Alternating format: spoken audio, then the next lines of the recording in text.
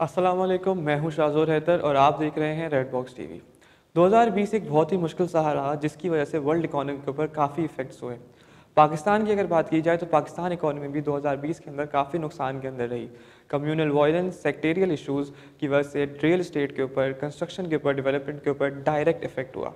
Although real estate Pakistan का वो वाहिद sector है जिसके अंदर अभी भी ग्रोथ के काफ़ी ज़्यादा चांसेस हैं और ग्रोथ होती रही, मगर अब भी इसके अंदर काफ़ी ज़्यादा कॉम्प्लेक्सिटीज़ मौजूद हैं जिसकी वजह से काफ़ी ज़्यादा इन्वेस्टमेंट्स के अंदर डिलेज होते हैं। इन्वेस्टर्स जो हैं काफ़ी ज़्यादा सोचते हैं कि रियल एस्टेट के अंदर इन्वेस्टमेंट्स करनी है या नहीं करनी। पहला और सबसे ज़्यादा इंपॉर्टेंट फैक्टर जो रियल एस्टेट को इफेक्ट कर रहा है पाकिस्तान के अंदर वो है सिक्योरिटी फैक्टर।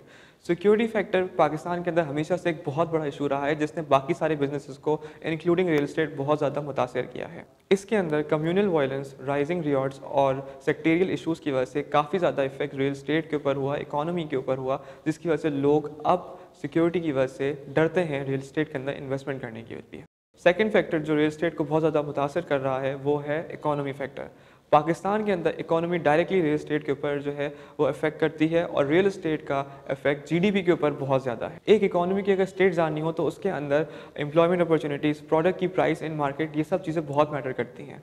मगर अगर इसको पाकिस्तान के टर्म्स में देखा जाए तो ये सारी चीज़ें पाकिस्तान के अंदर बहुत स्लोली हो रही हैं और पाकिस्तान इकोनॉमी को हम लिथार्जिक कह सकते हैं। इसलिए अगर हम इसको रियल एस्टेट से कनेक्ट करें तो अगर पाकिस्तान इकोनॉमी इसी तरह स्लोली डेवलप होती रही, इस तरह स्लोली ग्रो करेगी तो इसका रियल एस्टेट पे बहुत ज़्यादा इफेक्ट होगा और इसकी वजह से रियल एस्टेट भी काफ़ी ज़्यादा स्लो हो सकता है। रियल एस्टेट की जो ग्रोथ है वो बहुत ज़्यादा स्लो हो सकती है। सेकेंड कंसर्न पाकिस्तान इकोनॉमी के हवाले से जो रियल एस्टेट को है वो है एनर्जी क्राइसिस।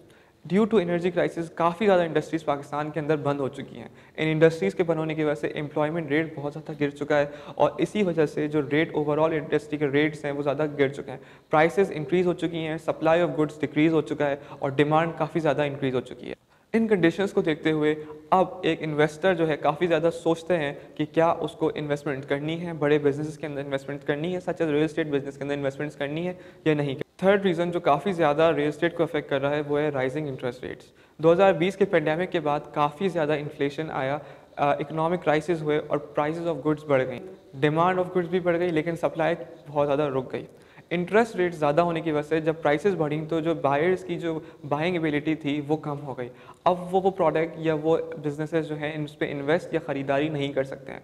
इस राइजिंग इंटरेस्ट रेट्स की वजह से अब इन्वेस्टर्स के पास इतने पैसे नहीं हैं या अगर पैसे हैं तो वो ज़्यादा बड़ी इन्वेस्टमेंट करने से कतराते हैं, डरते हैं कि उनका लॉस ना हो जाए। तो राइजिंग इंटरेस्ट रेट्स एक बहुत बड़ा फैक्टर है जो कि रियल एस्टेट को अफेक्ट कर रहा है। मगर अगर इन सारे रिस्क की हटा के भी बात की जाए तो एक बड़ा फैक्टर जो कि रियल एस्टेट को अब ग्रोथ की तरफ लेके जा रहा है स्लोली वो है पॉलिटिकल सपोर्ट। अब गवर्नमेंट जो है वो जितना भी लॉस हुआ है उसको रिकवर करने की कोशिश कर रही है और रियल एस्टेट के अंदर स्पेंडिंग्स कर रही है। काफ़ी ज़्यादा प्रोजेक्ट्स ऐसे हैं पाकिस्तान में जो अभी तक क्लियर नहीं हुए हैं, जिसके बहुत ज़्यादा पोटेंशियल है और जिनको अभी भी ओपन होना बाकी है। उन प्रोजेक्ट्स के ओपन होने की वजह से इकोनॉमी की ग्रोथ एकदम से ज़्यादा होगी। इकोनॉमी अगर ग्रो करेगी तो रियल एस्टेट एकदम से बूम करेगी। सो टुवर्ड्स द एंड हमें ये बात याद रखनी बहुत ज़रूरी है कि इकोनॉमी डायरेक्टली जो है वो लिंक करती है रियल एस्टेट से। अगर इकोनॉमी बूम पे जाएगी तो real estate for sure boom पे जाएगा। मगर इस इकोनॉमी बूम के लिए, इस रियल एस्टेट इंक्रीज़ के लिए ज़रूरी है कि गवर्नमेंट सपोर्ट बरकरार रहे और ये भी बात जानना बहुत ज़रूरी है कि इन सब कॉम्प्लेक्सिटीज़ के बावजूद अभी भी रियल एस्टेट ग्रो कर रही है। So there are chances real estate आगे भी ग्रो करे और इन कॉम्प्लेक्सिटीज़ के बावजूद रियल एस्टेट ग्रोथ की तरफ जाए। मगर अगर इकोनॉमी ऐसे ही स्लो रही तो ये रेट थोड़ा स्लो हो सकता है। मैं हूं शाज़ोर हैदर, आप देख रहे हैं रेड बॉक्स टीवी। अल्लाह हाफ़िज़।